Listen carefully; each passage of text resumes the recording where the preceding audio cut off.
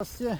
Хочу показать рассаду. Упаковываю сейчас на зимовку. Таким вот образом все это упаковывается. Прям вот так в ящик. Все такая сетка. В данном случае это Ани. Разная есть. Вот такая вот кассеточка. Это все себе на посадке. Сейчас мы вытащим. Как всегда, одной рукой. Сейчас, вот такая рассада. Все, вот так отправится в холодильничек.